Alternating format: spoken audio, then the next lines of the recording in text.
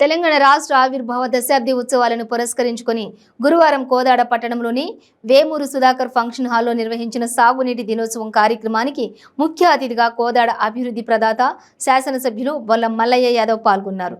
ఈ సందర్భంగా ఆయన మాట్లాడుతూ కాళేశ్వరం గోదావరి జలాలతో ఈ ప్రాంతం సస్యామలంగా ఉందన్నారు.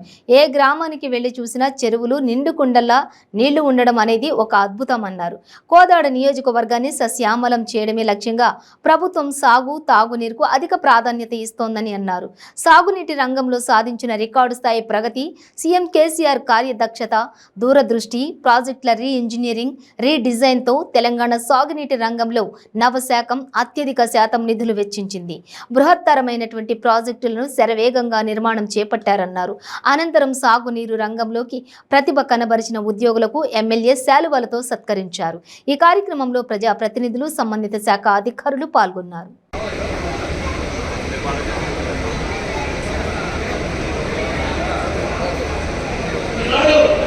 ఈ కార్యక్రమం వారిని శాలువాతో సత్కరించాల్సింది. ఈ గొప్ప అద్భుతమైన చారిత్రాత్మక సందర్భంలో అనంతరం దశాబ్ది ఉత్సవాలు నిర్వహించుకుంటున్న సందర్భంలో ఇప్పుడు మనం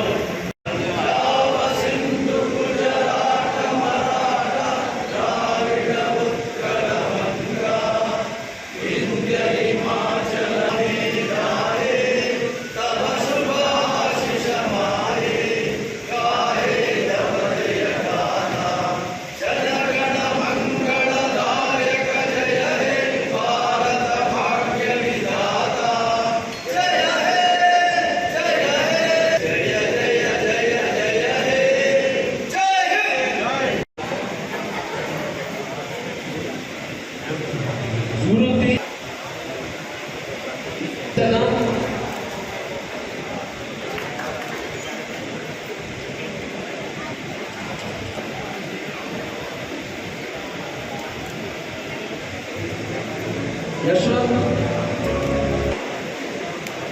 సాయి వర్షిణి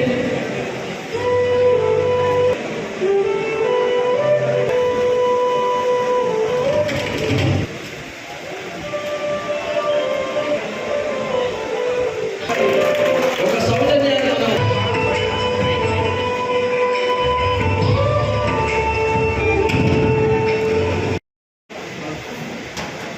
ప్రభుత్వ అధినేత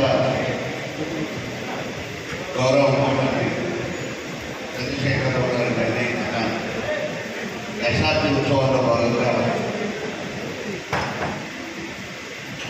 ఈరోజు జరుపుకుంటున్న నీటిపారుదలకు సంబంధించిన ఈ 9 సంవత్సరాలలో రాష్ట్ర వ్యాప్తంగా సాధించిన ప్రగతి గురించి, మన నియోజకవర్గంలో జరిగిన అనేక రకమైన అభివృద్ధి కార్యక్రమాల గురించి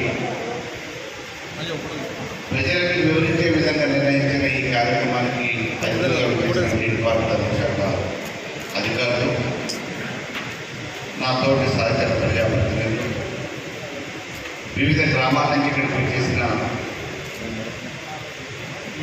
రైతాంగం, సోదరిమణులు, పత్రికా విలేకరులు, మిత్రులారా, సోదరులారా, చేయడానికి ఆర్ఎస్ఎల్ పనిచేస్తున్న తెలంగాణ ప్రభుత్వానికి ప్రజల మద్దతు ఉండాలని, రైతాంగం కోసం ఆర్ఎస్ఎల్ పనిచేసి అనేక రకమైన సమూల మార్పులు తీసుకొచ్చి రైతుని రాజును చేయాలనే ఆలోచనతో అనేక రకమైన ప్రయత్నాలు చేస్తున్న కేసీఆర్ గారికి యావత్ తెలంగాణ రైతాంగం అండగా ఉండాలని